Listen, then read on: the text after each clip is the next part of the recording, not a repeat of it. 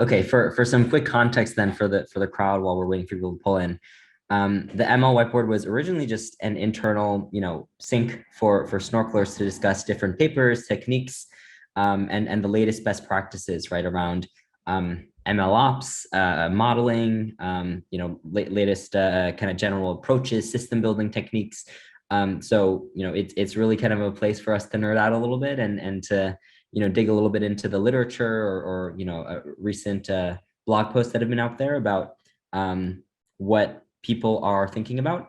And going back to our roots, right? Snorkel started as an open source academic project. We used to host open office hours, and there's no reason for us not to open source this event and bring in a larger community to continue having these sorts of discussions. So yeah, it's a recurring event where we just bring our curiosities and create a space to continue nerding out and sharing a little bit about best practices that we're noticing and that people are publishing on. So today, one of our ML engineers, Kaushik, kindly summarized the recent best paper at SIGMOD this year, SliceLine, and was gonna for us. So I give that preamble just to say that this is an open discussion, right? Feel free to raise your hand in the middle, ask questions to the chat, or just generally raise your hand, jump in with questions, as you would if we were in person at an actual whiteboard. So with that, I'll turn it over to Kaushik to kick us off today. Well, thanks, Vincent. So yeah, today I'll be talking about SliceLine. So the SliceLine paper was published at SIGMOD 2021, and it received the Best Paper Award for Data Science. So these are the authors, and I'll be doing my best to kind of present their work, but if I make any mistakes or misinterpretations, I apologize in advance. All right, so let's start by kind of laying out the problem that they're trying to solve. So slice finding in general is the name of the problem, and it's a way to analyze machine learning models and find regions in the feature space where the model performs especially poorly. So you can imagine that being able to identify such regions is an indicator of where in the input space maybe you should gather additional training data so that your model becomes better at distinguishing classes, for example, if it's a classification problem. You could also make adjustments to the machine learning model that is being used. And actually, one of Vincent's past works is on slice-based learning and actually learning separate models, expert models on slices which are problematic. So, but the first step is to be able to identify such slices. So that's what this SliceLine paper works on, identifying these slices so that for a variety of applications, we can really identify these and improve upon these problem slices. Yeah, and also in the case of weak supervision, it's especially important to know where your model is failing so that you can focus your labeling function improvement on the regions where your model is performing poorly. So the authors first talk a little bit about related work, and they say that lots of the existing work uses greedy heuristics, which may not be desirable because according to them, when you don't get actually the top K problematic slices, which is the problem that they define, it can create some trust issues with the users not knowing if these are actually the regions they should be focusing on. So actually having a metric and guaranteeing that you're fetching the most problematic slices is what the SliceLine authors argue is most important. They also say that there's not much support for parallelization in the existing work, which is another thing they improve upon. Yeah, so now we get to the problem formulation. So they sort of pose this as an optimization problem of finding the top K slices according to a metric. So looking at this picture from the paper here, they are doing an argmax over possible slices, and they want the top K slices according to the scoring metric, which I'll get to in a second.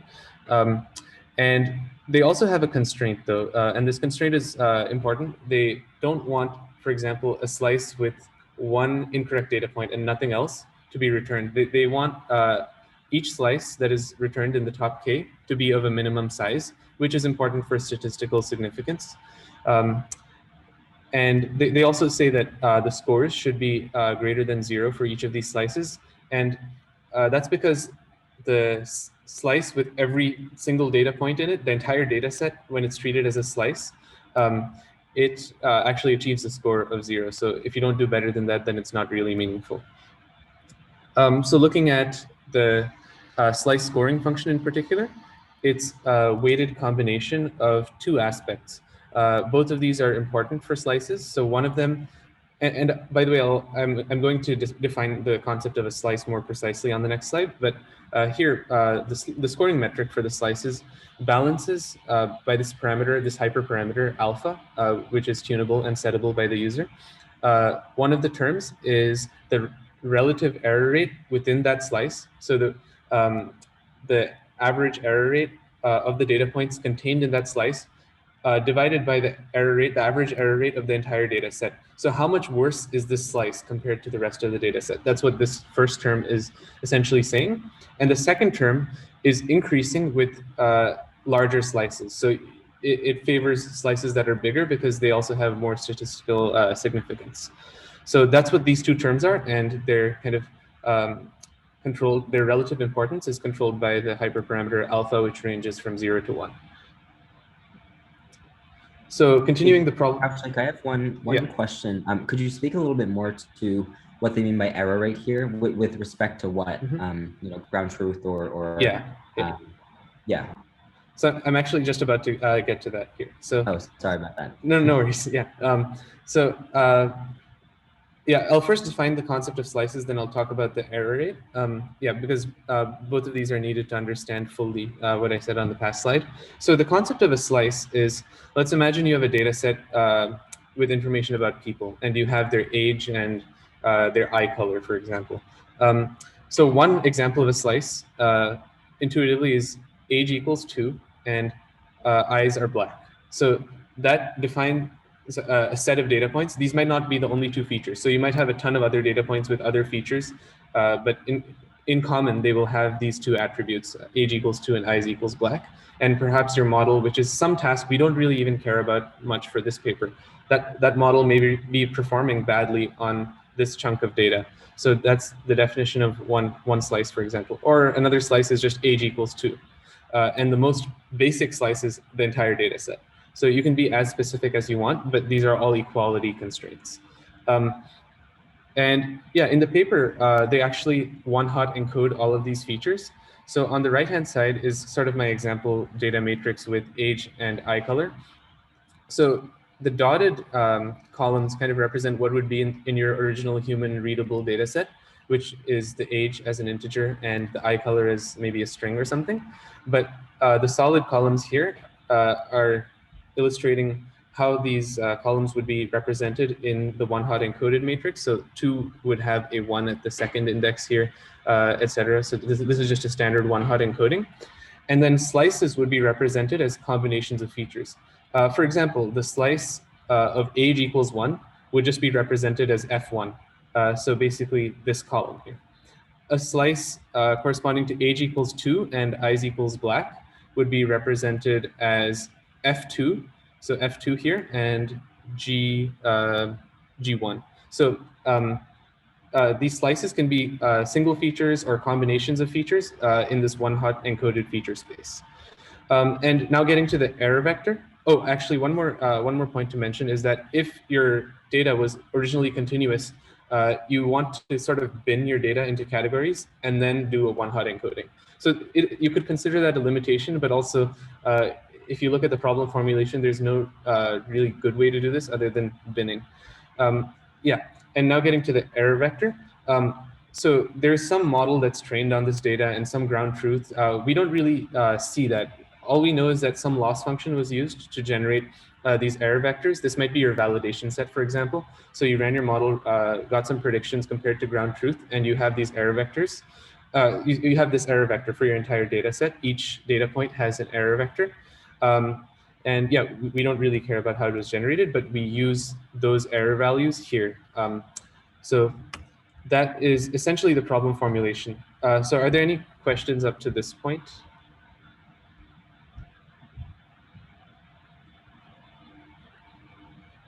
Okay, so maybe I'll move on to sort of the way they think about this problem and how they arrived at their solution. So kind of going row by row here. So first is we want to find the top case slices out of sort of like an exponential space. So you can imagine if you have lots and lots of features, you can do all sorts of combinations and a different number of features in slices too. So it gets to be a pretty big search space. So their solution is, well, let's frame it as a search problem and actually not create any problem-specific data structures.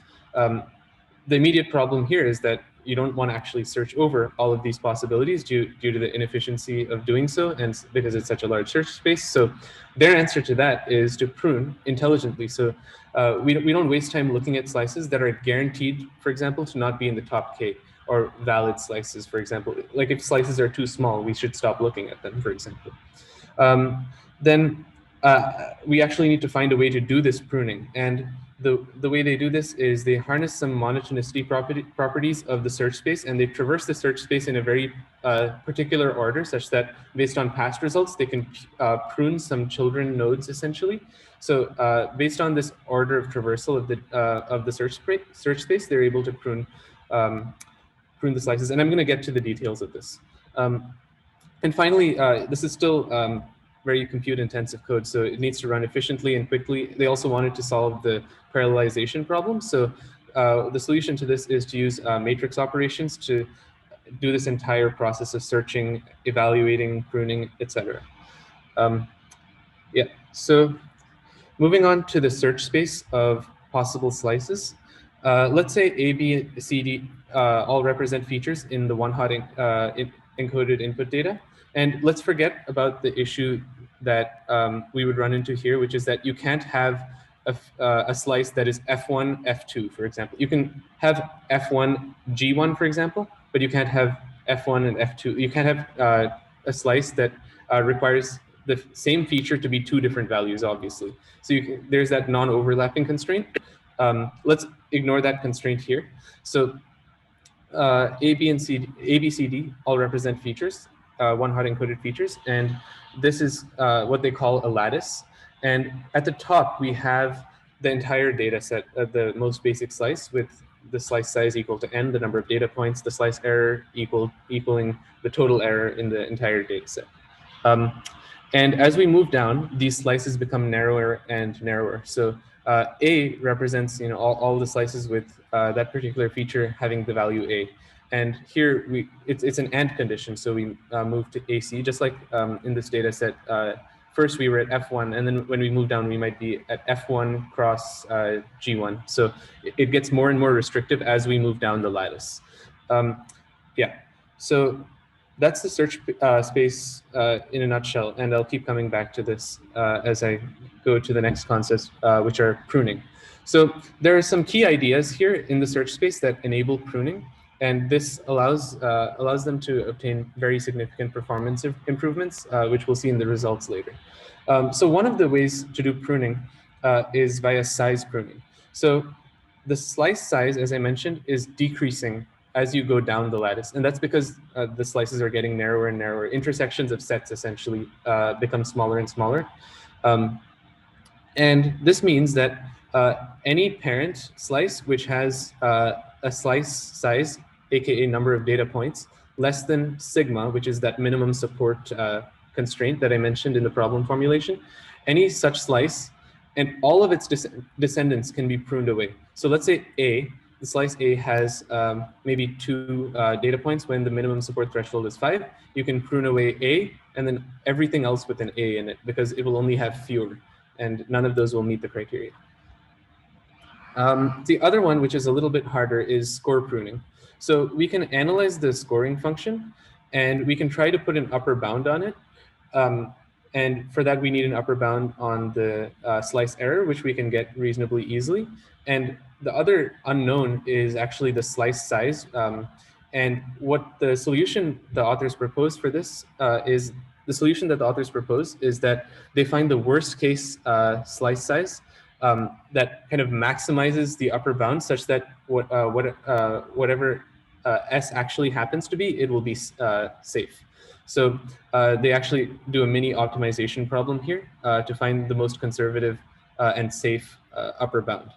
And once we get this upper bound on slice scores for any subset of the current slice, we can prune if that upper bound is lower than the worst of the top k slices that we have currently. So that's one way of pruning based on scores. And the other way of pruning based on scores, the more simple one, is just if the score is less than or equal to 0, we prune away, because that's, if you remember, that was the other constraint in the problem formulation. Any questions on the pruning aspect?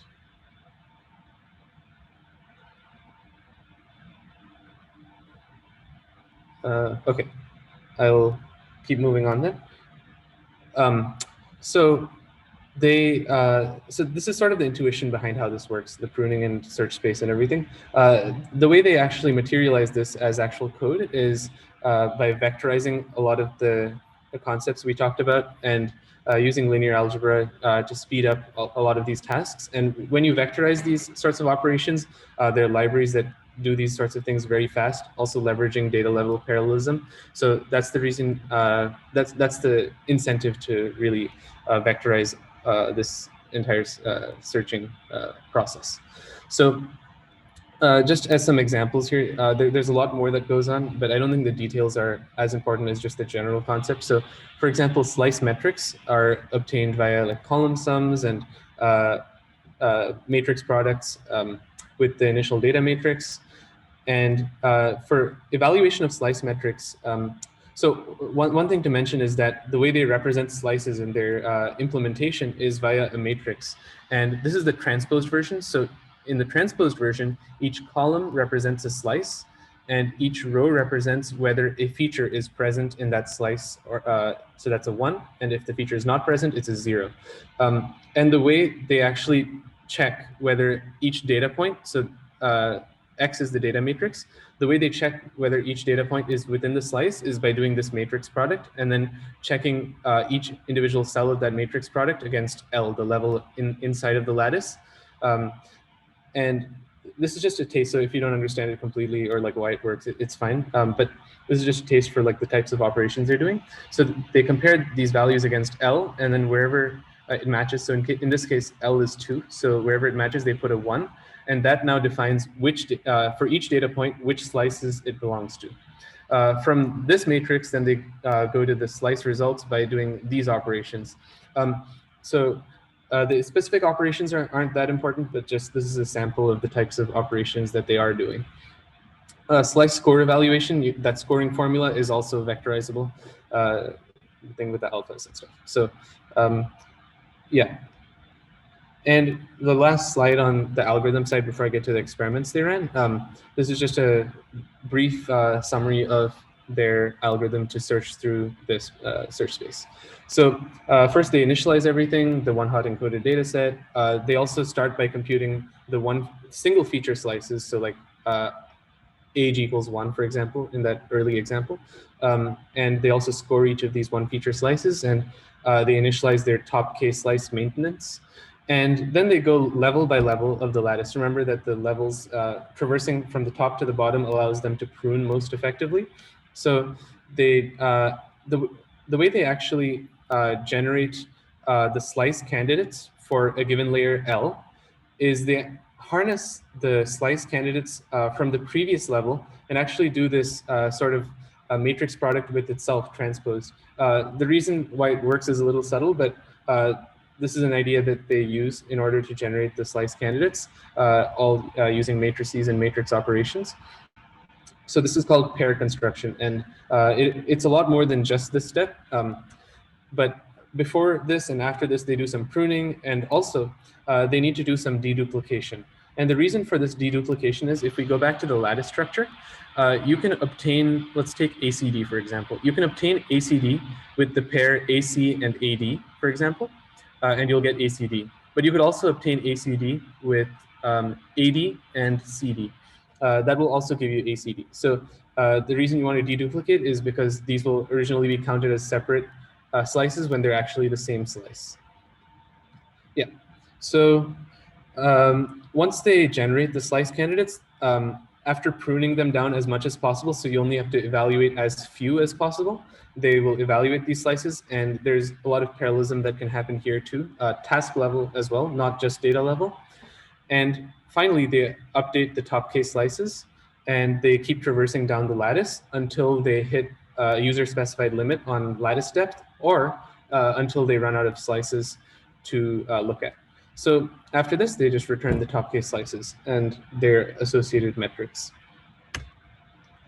Okay, so that kind of concludes the algorithm portion of the paper, and they kind of move on to results here. So this is another good place to stop for questions in case anyone has any.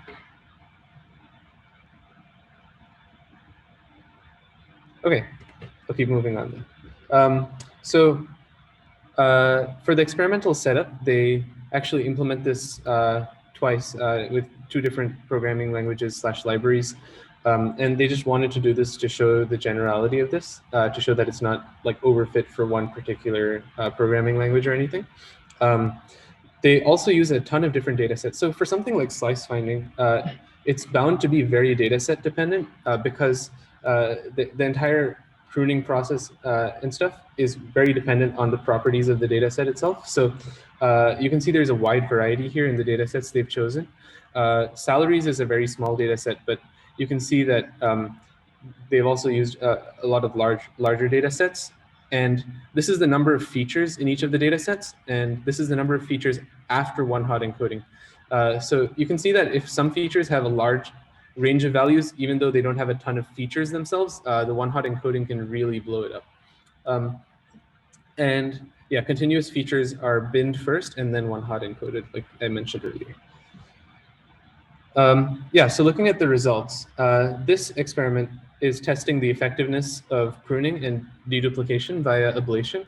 So with no pruning or deduplication on a log scale on the y-axis, you can see that the number of slices that they have to enumerate and evaluate essentially balloons really, really quickly. And actually they stop before they get to higher lattice levels because it would go kind of into an unfeasible region.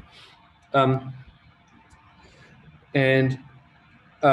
can see as they add more and more optimizations and more types of pruning, it slowly lowers this curve.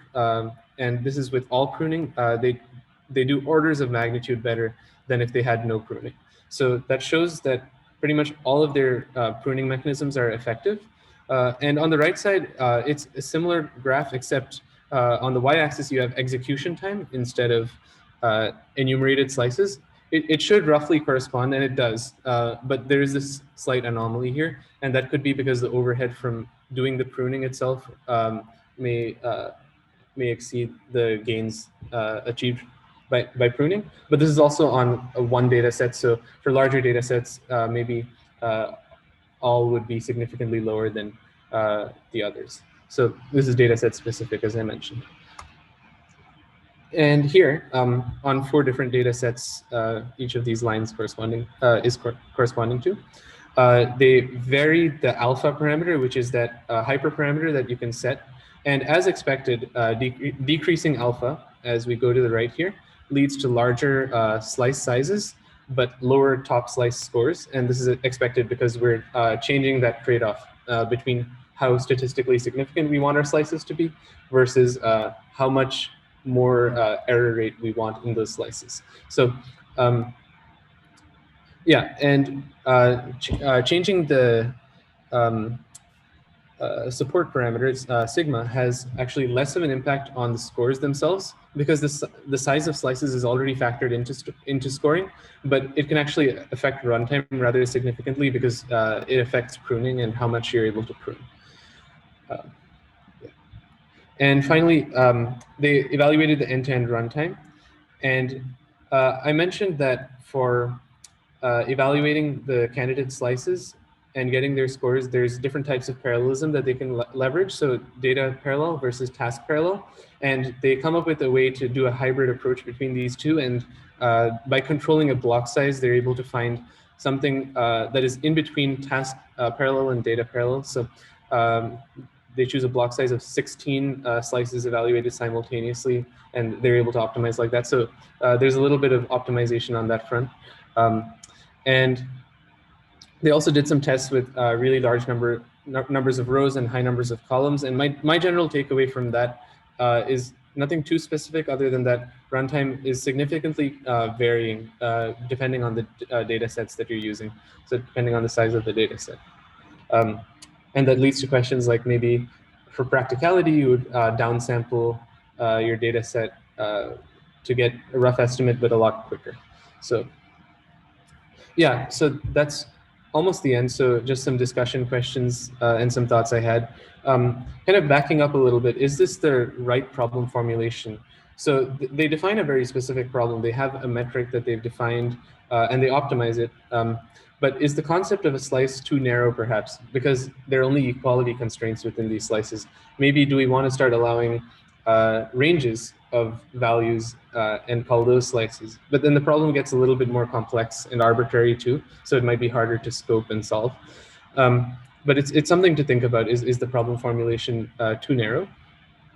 And also, do the advantages of obtaining like a really optimal solution, like the authors have done, obtaining the true top K, do those advantages outweigh the time savings and maybe predictability in terms of the time it takes with a less optimal, but like a quick and dirty approach? So one example that the Slice Finder paper mentions, this paper that I talked about as related work, one option it mentions is training a decision tree to basically classify incorrectly classified points, for example, from correctly classified points. So you're kind of splitting up your feature space into regions where your model does poorly and into regions where your model does better. So here, like the red areas correspond to areas where the model did badly. So maybe you could train a decision tree, and that would be a faster way to do it, although you wouldn't really have the same notion of slices.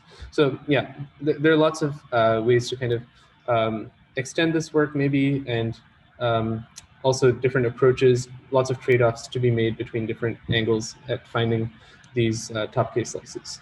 So yeah, that's all I have. So I have a question comment. So actually, I was feeling the same thing on the first bullet on this slide. So the authors define this slices or the search space, like a one-hot encoding and also a binning for continuous values.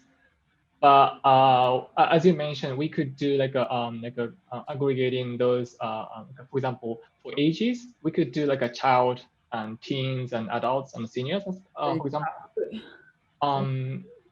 This paper mainly talking about how you efficiently find the top K, but probably the major factor for successful slicing could be how you define your slices. Mm-hmm. Yeah, actually, that's a good point. So if you had to keep the one-hot encoding in this scheme, but you wanted to be able to discover combinations, you might want to pass those in as like one-hot encoded features too, right? Like A and B, or A or B, and then that can be its own feature, and then you can leverage the same algorithm. Yeah, that's pretty interesting. But there are questions of like, is that the most efficient way to do it also? Right? Yeah, so my another question is, did they authors discuss about other possible slice definition instead of like in addition to hot encoding plus binning? Not that I recall. I think this was, yeah, I think this was the primary way they talked about. Thank you.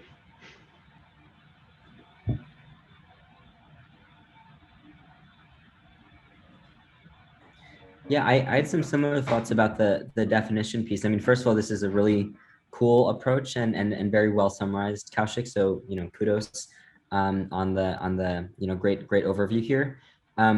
In my experience, and would love to hear Charles's thoughts here too. I tend to have a very broad definition of what a slice is, right? It's really just a kind of subset of your data set that is of interest, to practitioners in some way, right? Often that's for monitoring purposes or debugging or understanding specific error modes.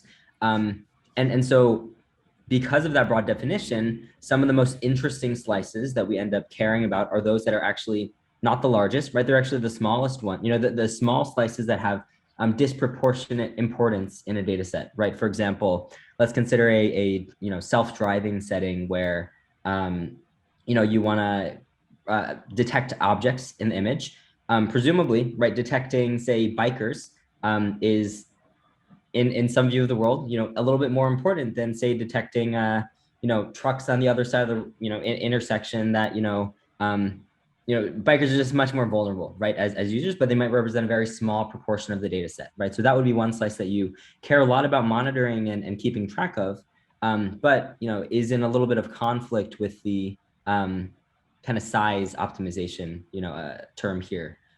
So I think really, really interesting work. I think I'd be curious to see how this aligns with, I guess, more human interpretable, I guess, semantically aligned definitions of slices that people use in real world ML applications or kind of real world debugging settings. But overall, I think that the approach was really interesting as a way to, quickly surface some of these ideas for practitioners so that, they're not kind of painstakingly going through and labeling them themselves. Right. Yeah, they do have that alpha parameter. So if size doesn't really matter to you, you can change sigma to be very low, and you can also change alpha such that you only value the relative error rate. Yeah, but yeah, I see your point.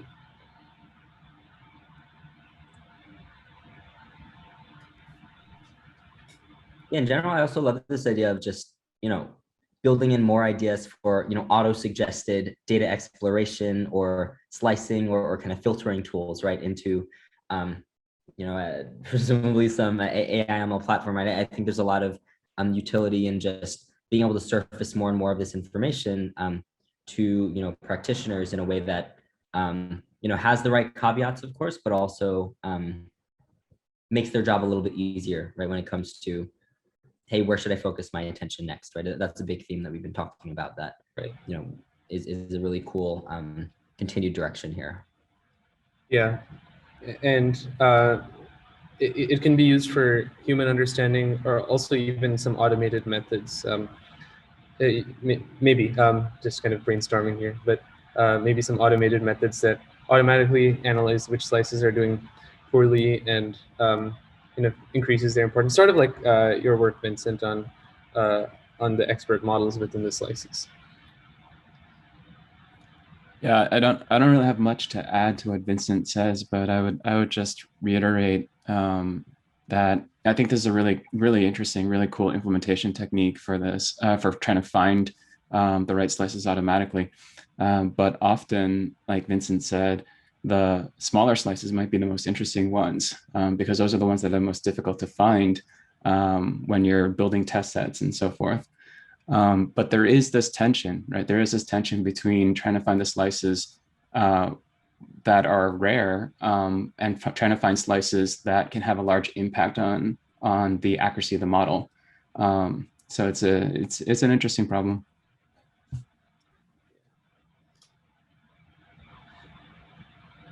Yeah, I think another approach that SliceFinder proposed, and I might not be getting this completely right, is but you can try to sort of like, it doesn't have to be decision trees. It can really be any sort of model that just finds, it's almost like you have a new data set, which is labeled as with ones and zeros, with zeros being like the wrongly predicted items and then ones being the correctly predicted items. And you're trying to build a new model here that is able to discriminate between zeros and ones, aka where your model did badly and where your model did well. And like, you can imagine there are tons of techniques. You can kind of leverage general machine learning techniques and apply it to this pseudo data set of correct and incorrect predictions, potentially.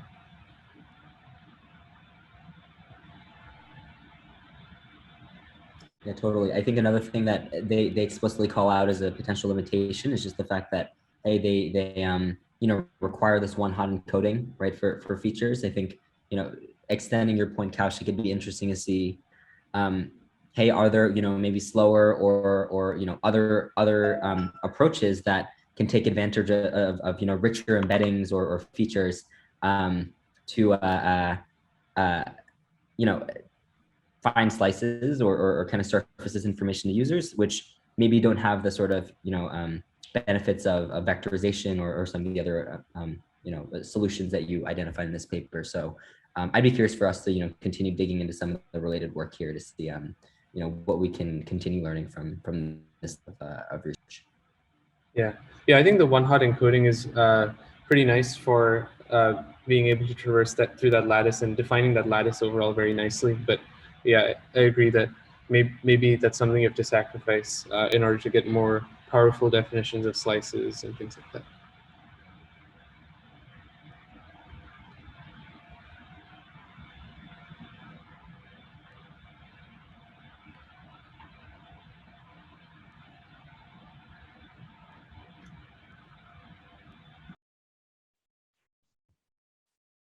Awesome. Any other questions from the broader group or even the broader audience? I'm gonna open it up a little bit.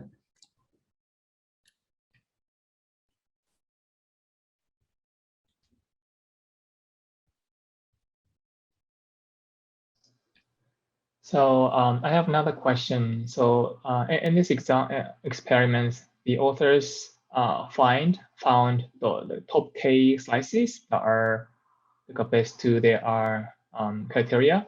But as they mentioned in the earlier, after finding those slices, you could do like a actively gather like a bunch of labels or modify your model to actually labelate those found slices. So these experiments include those downstream processes? No, not that I'm aware of. They didn't discuss that in the paper. I think this paper was very focused on like the optimizing the slice finding so that you can do like whatever you want with them. Got it. Yeah, that, but that would those be downstream interesting. processes would be like practically very important and interesting. Right. Yeah. So like maybe some sort of combination of this and the paper I mentioned, which Vincent worked on, which was the expert models on poor slices, poorly performing slices. Like some combinations of these would be really interesting to explore. Yeah, agree. And in alignment with the Snorkel model, right? I think that the previous work we've done on slicing kind of has this assumption that, hey, a domain expert is going to be the one who's specifying these, right? It's so specific to the problem, so specific to the domain that you're working in that similar to say writing labeling functions. To write a slicing function is a filter over the data set over something that you care especially about. Techniques like this would really be helpful as a sort of auto suggest of say a labeling function or filter right over the data set, and all kind of fits into this approach that we've been building towards. So yeah, super excited about continuing to push in these directions. This is awesome. Yeah, and I think there's also some work to be done on making the runtime of this approach more consistent. So even if like this is the best we can do with brute force, we can think about, or not brute force, I mean like the exhaustive search with pruning and stuff. If this is the best we can do, maybe then you start thinking about how we can take ideas from this, but then also add some additional heuristics for pruning such that we can cut down the time a lot and make it a practical sort of thing, because when you're rapidly iterating on models, you don't want to wait like 10 minutes for this analysis to come back. You want to see it like immediately. So lots of interesting directions there. Awesome. Well, thank you, Kaushik, again for the amazing summary and review here, and for kind of leading a great discussion. So kudos again, and yeah, appreciate the time you took to dive into details, and for everyone else who participated, asked questions, all that. So if nothing else, we can maybe wrap here, and yeah, we'll see you all at the next ML Whiteboard.